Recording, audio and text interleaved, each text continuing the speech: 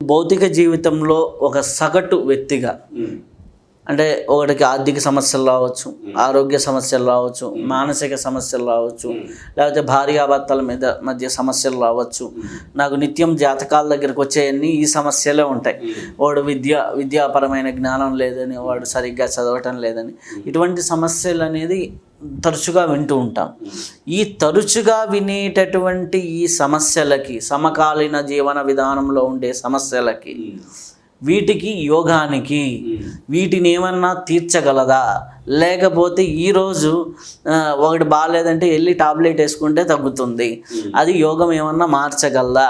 వాడు సంసారం బాగలేదు, అదేమన్నా యోగం ఏమన్నా చేయగలదా?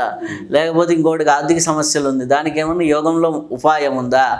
యోగానికి ఈ భౌతిక సమకాలీన సమస్యలకి ఏమన్నా తీర్చగలదా? చాలామందికి ఉన్నటువంటి సందేహం ఏంది, వాడు సాఫ్ట్వేర్ ఇంజనీర్ పని చేసుకుంటే ₹1,00,000 వస్తాయి కానీ ధ్యానం చేస్తే ఏమొస్తాయి అనే నానుడి. లేదా ఎవడన్నా పిల్లవాడు ధ్యానానికి వెళ్తుంటే, అరే ముసలోడు ఏమన్నా అయ్యావా, ముసలోడు అయితేనే కదా ధ్యానం చేసేది అంటే, శరీరం అంతా పని చేయనప్పుడు ఏమీ పని చేయలేక కూర్చునేది ధ్యానం అని, లేకపోతే ఏమీ చేయలేక ఉన్నది ధ్యానం అని, ఇట్లాంటివన్నీ ఉన్నాయి. సో వీటన్నిటికి సమకాల సమస్యలకి యోగంలో పరిష్కారం ఉందా? ఖచ్చితమైన పరిష్కారం ఉంది.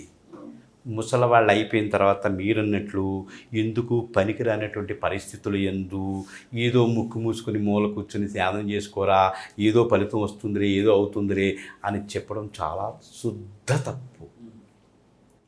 ఎందుకంటే ఆ స్థితిలోకి వచ్చినప్పుడు వాడు ఇంటిలో ₹10 సంపాదించి పెళ్ళాన్నే పెంచలేనోడు ఇక్కడికి వచ్చి సాధన చేయడం అసాధ్యం. ఎందుకంటే వాడు పద్మాసనం వేసుకుని వాడు స్థిరంగా ఆ ఆసనం మీద కనీసం 2 గంటలైనా కూర్చొని చెక్కు చెదరకుండా, మనస్సు చలించకుండా, వాటన్నిటినీ అదుపులో పెట్టుకుని వాడు సాధన చేయగలిగితేనే గమ్యం చేరగలుగుతాడు. ఉదాహరణకి నేను ఆశ్రమానికి వెళ్ళి గురువుగారి దగ్గరికి విద్య పొందే ముందు రోజు కూడా నాకు మైగ్రేన్ తలనొప్పి ఉండేది. వారి విద్య చెప్పిన తర్వాత నేను తుప్పల్లోకి వెళ్ళిపోయాను కదా, ఏకధాటిగా వారం రోజులు సాధన చేసేసరికి ఆ మైగ్రేన్ తలనొప్పి ఎగిరిపోయింది.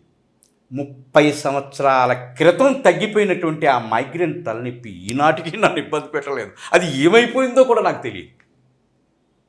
2, ప్రతి 3 నెలలకోసారి నాకు రొంప చేసేది. ఆ రొంపలో దగ్గు వచ్చేది. ఆ దగ్గుతుంటే ఇవన్నీ కదిలిపోయి విపరీతమైన జ్వరం వస్తుండేది. కుదుపుతోటి వచ్చేస్తూ ఉండేది. 4-5 దుప్పట్ల మీదేసి కప్పితేనే కానీ అది ఆగేది కాదు. అది మలేరియా ఫీవర్ ఏదో అంటారు కదా, అలాంటిది వచ్చేది. 30 సంవత్సరాల కాలమైంది నేను విద్య అభ్యాసం మొదలుపెట్టిన గురువు దగ్గర తీసుకున్న కాడి నుంచి చేస్తున్న సాధనలో ఇంతవరకు ఏ రోజు కూడా నాకు ఆ మలేరియా జ్వరం అనేది రాలేదు. ఏమండి, 3వది నాకు హైడ్రోసెల్ ప్రాబ్లం ఉంది. ఎందుకు ఆ ప్రాబ్లం వచ్చింది అంటే, నన్ను చిన్నప్పుడు 6వ నెల పిల్లోడప్పుడు 7వ నెల పిల్లోడప్పుడు నాకు తలార స్నానం చేయించి నా తల్లి కడుపు నిండా పాలిచ్చి ఉయ్యల్లో పడుకోబెట్టి నన్ను నిద్రపోయేదాకా ఊపి బయటికి వెళ్ళి ఎవరితోటో మాట్లాడుతుందిట. ఆ మాట్లాడుతున్న సమయంలో ఎవరో కిట్టన వాళ్ళు వచ్చి ఆ పడుకున్న వాడిని 2 కాళ్ళు పట్టుకొని ఇలాగ లాగేశారట. ఇంట్లో వాళ్ళే, బయట వాళ్ళు కాదు.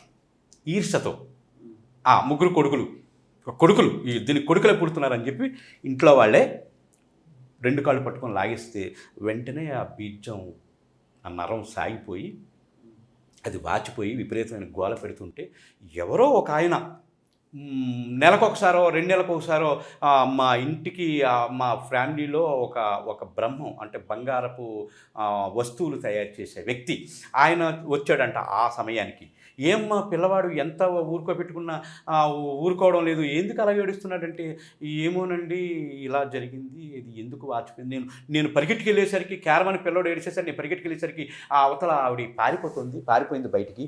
ఇంక నేను కలహాలు వస్తాయి ఇంట్లో అని చెప్పి నేను మూసుకుని మామూలుగానే మా భర్తకి ఇలాగని చెప్పాను.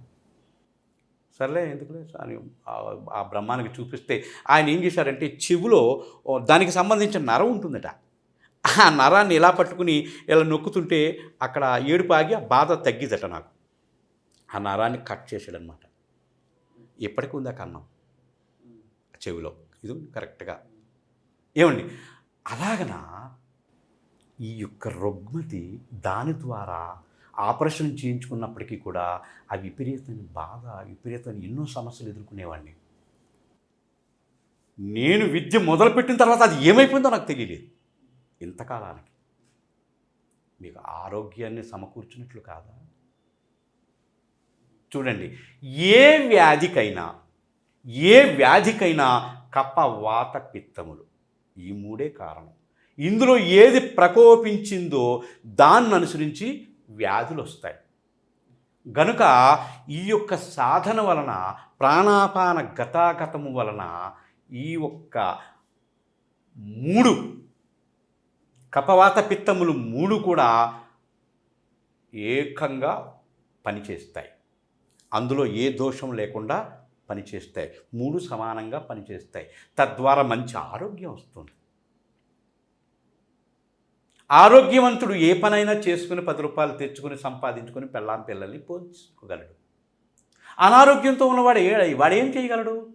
అందువలన సాధన చేస్తే మంచి ఆరోగ్యం వస్తుంది కాబట్టి అలా కూడా వాడు భార్య పిల్లల సంసారాన్ని పోషించుకోగలడు. రెండోది, చిన్న పిల్లలప్పుడు కాడి నుంచి ఊహొచ్చిన కాడి నుంచి కనీసం 5 సంవత్సరాల వయసులోంచే ఈ సాధన చేస్తే వాళ్ళకి మంచి చదువు వస్తుంది, మంచి చురుకుతనం వస్తుంది, మంచి గ్రిప్ వస్తుంది. ఎలాంటిదనైనా అనర్గళంగా వాళ్ళు చదవగలుగుతారు, భయరహితులైపోతారు, మనోధైర్యం వస్తుంది.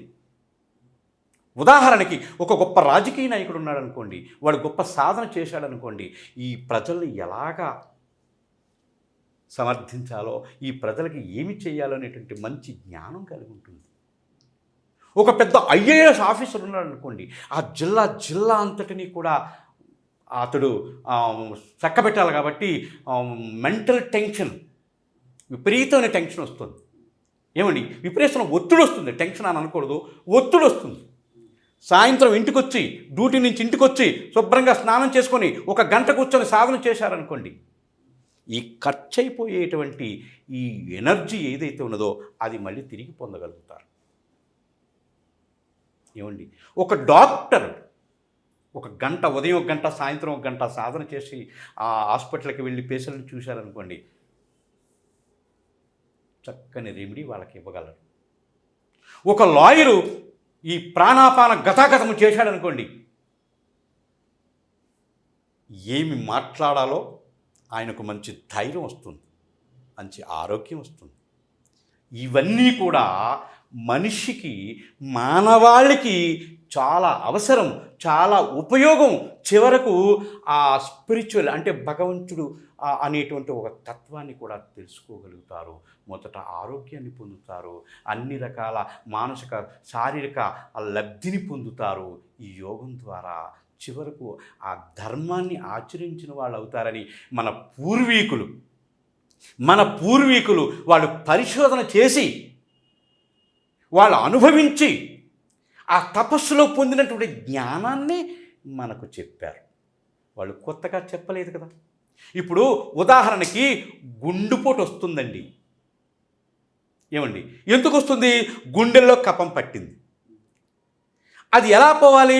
డాక్టర్ దగ్గరికి వెళ్తే నీకు వెంటనే ఆపరేషన్ చేయాలంటే సస్తామని చెప్తాడు. ఇక్కడ ఎంత రెమెడీ చెప్పారో చూసారా?